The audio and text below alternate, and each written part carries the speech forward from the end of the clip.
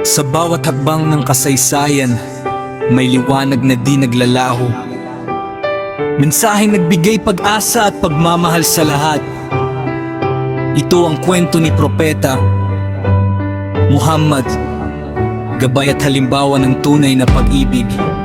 Sa mundong madilim, ikaw ang liwanag. Sa puso ng tao, ikaw ang pag-asa. Pag-ibig na dalisay, tapat at totoo.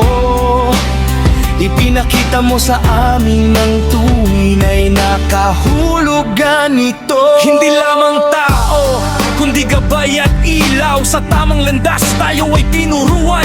Kabutihan, pagpapakumbaba at dangal. Ang iyong aral sa puso ay nakaukit ng tuluyan. Mahal kita, Propeta, sa buong buhay ko. Ang mensahe mo'y laging kasama ko. Sa bawat araw, sa bawat sandali.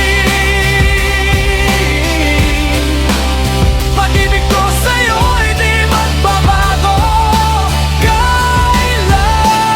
Pagmamatawa at pagmamahal sa kapwa at Diyos, iyan ang pamana mong iniwan sa atin. Sa gitna ng hirap, pagsubok at dusa, ang pangalan mo'y laging nasa isip at puso pa. Makinig kayo, kwento simula na tungkol sa taong para sa lahat ay ipinadala mula pagkabata hanggang sa kanyang pagtanda. Buhay na puno ng kabutihan at katapatan siya. Hindi mayaman, hindi rin makapangyarihan, kundi pusong malawak at pag-ibig na walang hanggan. Tinulungan ng mahirap, inalagaan ng nangangailangan. Buhay niya ay halimbawa sa bawat panahon at henerasyon. Mensahe ay simple ngunit malalim ang diwa. Magmahal sa lumikha at sa kapwa rin sana. Walang pinipili, walang pagkakaiba. Lahat ay pantay-pantay sa harap ng may kapalsinta. Kahit na hinusgahan, sinubok at pinahirapan, hindi natakot, hindi siya sumuko. Kailanman